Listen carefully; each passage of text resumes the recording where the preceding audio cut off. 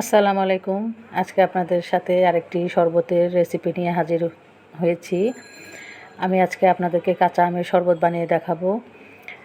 এই গরমে সবাই শরবত খেতে পছন্দ করেন, ঠান্ডা ঠান্ডা শরবত। তো আমার কাছে ভীষণ পছন্দ কাঁচা আমের শরবত। এখানে আমি কাঁচা আমের শরবত বানানোর জন্য দুটো কাঁচা আম নিয়েছি, একটা কাঁচামরিচ, চিনি আর বিট লবণ নিয়েছি। তো চলুন রেসিপিটা শুরু করি। প্রথমে আমি কাঁচা আম দুটাকে খুব ভালো করে পরিষ্কার করে নেব, ধুয়ে। আমি 2-3 বার পানি পাল্টে পাল্টে আমগুলিকে ধুয়ে নেব। আমগুলিকে ধোয়া হয়ে গেলে আমি আমগুলিকে ভালো করে আগে খোসা ছাড়িয়ে নেব।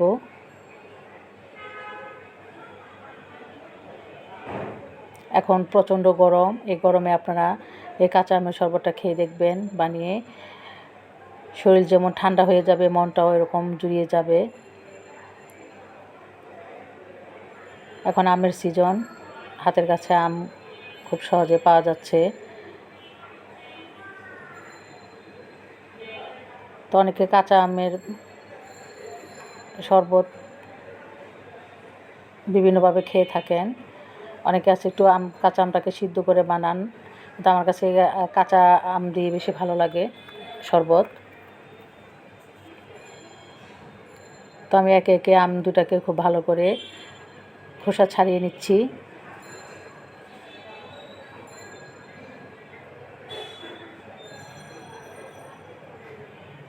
আম দুটো খোসা ছাড়ানো হয়ে গেছে। এখন আমি ছোট ছোট পিস করে আমগুলিকে কেটে নেব।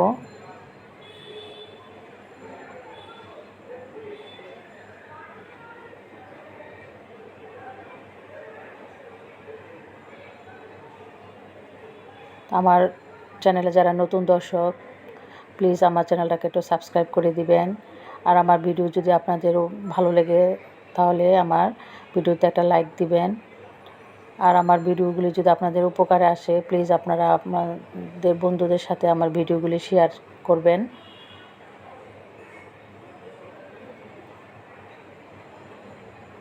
আর আমার রেসিপিটা ফলো করে আপনারা বাসায় অবশ্যই শরবতটা বানিয়ে খাবেন এবং আমাকে কমেন্টসে জানাবেন শরবতটা খেতে কেমন হয়েছিল।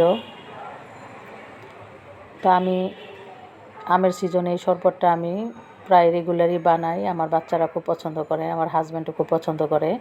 এবং আমি এই শরবতটা আমি যতবার আমার গেস্টদের আমি বানিয়ে খাইয়েছি, তারা খুব পছন্দ করেছে আমার এই শরবতটা।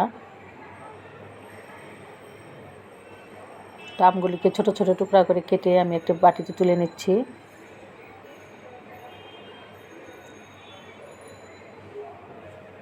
এখন আমি একটি ব্লেন্ডারের জগে প্রথমে কাঁচা আমগুলি দিয়ে দিলাম।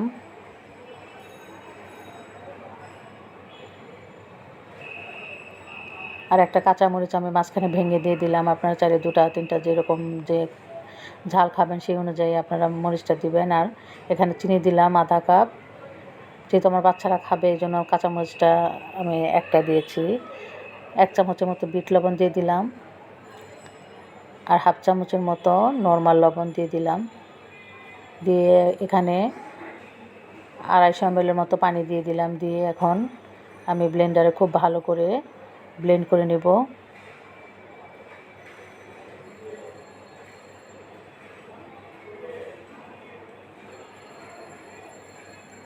প্রায় 2-3 মিনিটের মতো আমি ব্লেন্ড করে নেব।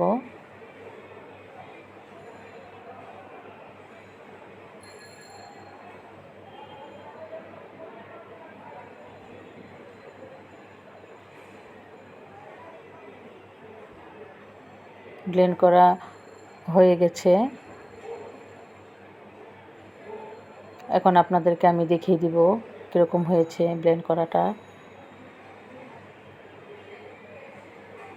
দেখুন এরকম পাতলা হয়েছে। আপনারা যদি একটু পাতলা খান তাহলে পানিটা একটু বাড়িয়ে দিবেন। তো আমি 2টি গ্লাস নিয়ে নিয়েছি। নিয়ে এখানে আমি কিছু বরফ দিয়ে দিলাম। দিয়ে এখন আমি শরবতটা আমি গ্লাসে ঢেলে দেখাচ্ছি।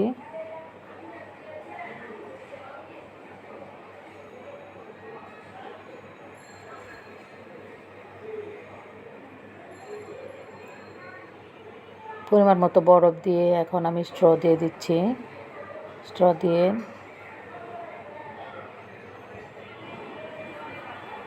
দিলাম। তো তৈরি হয়ে গেল কাঁচা আমের শরবত। আশা করি আমার এই রেসিপিটা আপনাদের ভালো লেগেছে।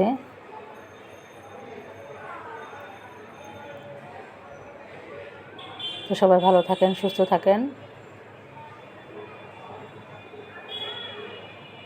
আল্লাহ হাফেজ।